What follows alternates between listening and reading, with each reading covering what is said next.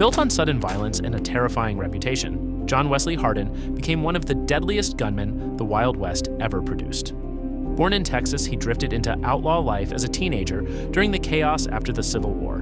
And from that point on, his name became tied to killings, feuds, and constant danger.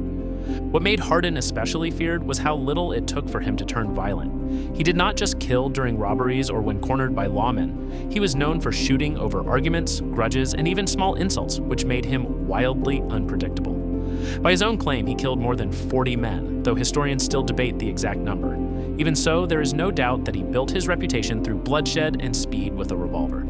Stories about Harden spread fast across the frontier, including the famous tale that he killed a man for snoring too loudly in a hotel. Whether every detail is true or not, the story captured exactly how people saw him: reckless, quick-tempered, and deadly at all times. In 1877, Texas Rangers finally captured him after years on the run. He later got out of prison and tried to rebuild his life, but his violent past never left him.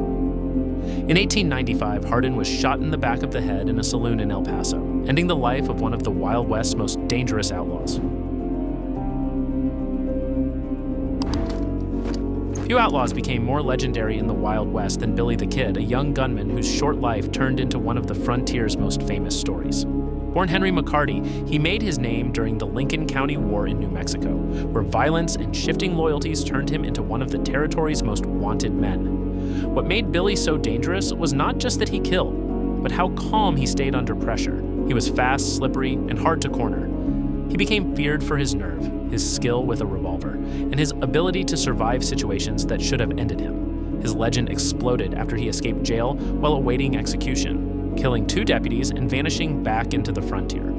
That escape turned him from outlaw into myth. In 1881, Sheriff Pat Garrett finally tracked him down at Fort Sumner and shot him in the dark. Billy died at just 21, but his mix of violence, confidence, and impossible escapes made him one of the most dangerous names of the Wild West. Long before his name became romanticized in dime novels, Jesse James was a violent gang leader who terrified banks, trains, and lawmen across the American frontier. A former Confederate guerrilla from Missouri, Jesse came out of the Civil War already shaped by bloodshed, and he carried that violence straight into outlaw life. With his brother Frank and the James Younger gang, he robbed banks, stagecoaches, and trains across several states. What made Jesse especially dangerous was that he was more than a gunman. He was a leader who could organize robberies, command loyalty, and disappear before other gangs could catch him. His gang struck fast and was willing to kill if anyone resisted. Newspapers helped turn him into a legend, but the reality was much darker. Jesse James was a ruthless criminal whose fame rested on intimidation, survival, and violence. Every successful robbery made him more hunted, and every escape made him seem harder to stop. In 1882, he was shot in the back of the head by Robert Ford, one of his own gang members. It was a sudden end for an outlaw who had lived for years by danger and distrust. More clever than reckless, Butch Cassidy built his reputation as one of the Wild West's most dangerous outlaws by planning bold robberies and staying ahead of the law. Born Robert Leroy Parker, he became famous as the leader of the Wild Bunch, a gang that pulled off major train and bank robberies across the American West. What made Butch dangerous was not random violence, but intelligence. He helped turn outlaw life into something organized and efficient, which made him harder to stop than a typical gunfighter or drifter. His gang struck big targets, stole large sums, and embarrassed lawmen again and again. Even though he was often seen as more charming than savage, violence still followed his crimes.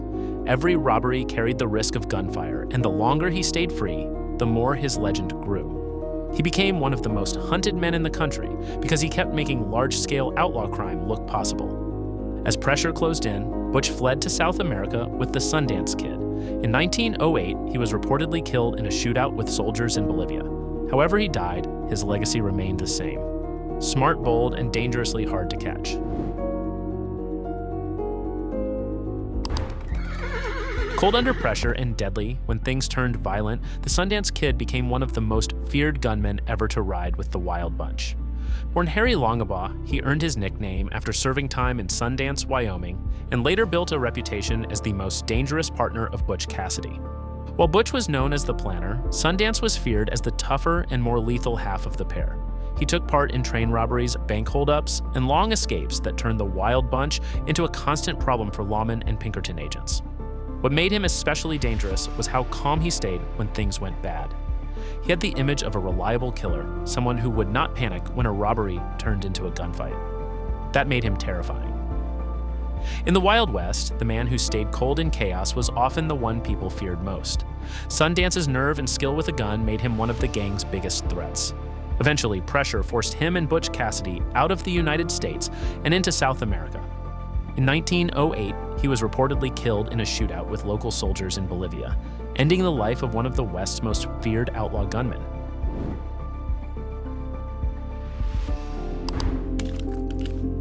If the Wild Bunch had a pure killer in its ranks, it was Kid Curry, an outlaw feared less for charm and more for the bodies left behind. Born Harvey Logan, he was one of the most violent men in the gang and arguably the deadliest of them all. What made Kid Curry especially dangerous was his temper, his speed with a gun, and his readiness to kill. Unlike outlaws who were mainly after money, Curry built his reputation through bloodshed. He was suspected in the killings of multiple lawmen and civilians, and stories of his violence spread fast across the frontier. Other gangs dreaded facing him because any attempt to arrest him could turn into a deadly fight. That set him apart from the others. While Butch Cassidy was seen as the brains of the Wild Bunch, Kid Curry was often seen as the most lethal trigger man in it. He was not a romantic outlaw, he was a straight-up killer. In 1904, after years of robberies, escapes, and violence, Curry was cornered by lawmen in Colorado. Rather than be taken alive, he reportedly shot himself. It was a brutal end for one of the Wild West's purest killers.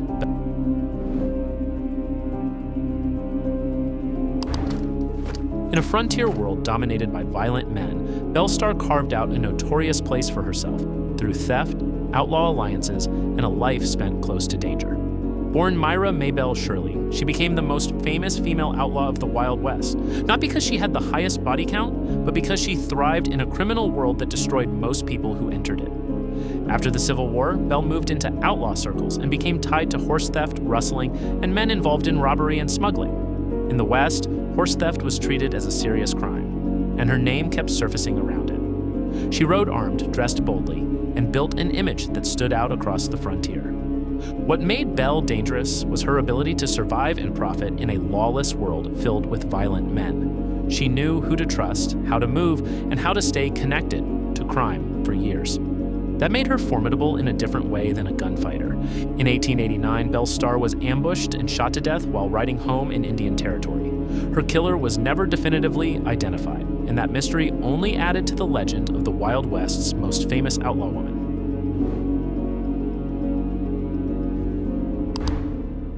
What began as the life of a drifting cowboy turned into one of the Wild West's most notorious outlaw careers when Sam Bass became a feared train robber. Starting out as a gambler and trail hand, Bass slowly moved into crime until he was leading a gang capable of major robberies. What made him dangerous was not just that he stole, but how boldly he operated.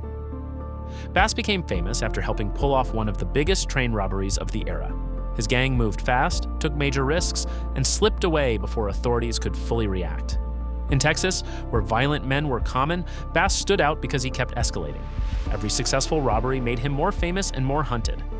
He was not just a thief on horseback, he became a symbol of outlaw nerve, the kind of man who could gather a crew, strike a major target, and vanish into the frontier before the law could catch up. In 1878, Texas Rangers and local lawmen tracked Bass to Round Rock, Texas. He was shot during the confrontation and died the next day.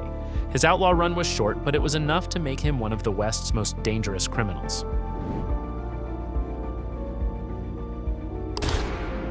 Knowing how lawmen thought only made Bob Dalton more dangerous once he crossed the line and became one of the West's most ambitious gang leaders. Before turning outlaw, Dalton had worked in law enforcement, which gave him insight into how gangs moved and how officers responded. Once he entered crime, that knowledge became a weapon. Alongside his brothers, Bob helped lead the Dalton gang through train robberies and bank jobs across the frontier. What made him especially dangerous was his ambition. He did not settle for small crimes. He pushed for bigger robberies with bigger rewards, which also meant more danger and more chances for bloodshed. That ambition led to the gang's most infamous mistake. In 1892, the Daltons tried to rob 2 banks at the same time in Coffeyville, Kansas, one of the boldest and most reckless plans in Wild West history. If it had worked, it would have made them legendary. Instead, it destroyed them. The townspeople recognized the gang, armed themselves, and opened fire. The raid collapsed into chaos in the streets, and Bob Dalton was killed in the shootout. His end was sudden and violent, the perfect example of how many Wild West outlaws died after taking one risk too many. Hardened by Civil War violence, Cole Younger became one of the toughest and most dangerous members of the infamous James Younger gang. Unlike louder, flashier outlaws, Younger was feared for being disciplined, battle-tested, and reliable when things turned violent. After fighting for the Confederacy, he carried that wartime experience into outlaw life. Alongside Jesse James and the rest of the gang, he took part in bank robberies, trained holdups, and raids that spread fear across the Midwest. What made Cole especially dangerous was that he was steady under pressure.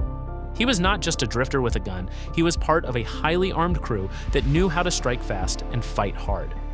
For years, the James Younger gang seemed almost impossible to destroy. Their robberies were aggressive, well-planned, and backed by men used to violence. Cole became one of the gang's toughest members, not always the most famous, but one of the most reliable when a job turned deadly. His downfall came during the failed Northfield bank raid in Minnesota in 1876. The robbery collapsed when townspeople fought back, and the gang was shattered. Cole was badly wounded, captured, and sent to prison. Unlike many outlaws, he did not die in a shootout, but his name remained tied forever to one of the West's most dangerous gangs.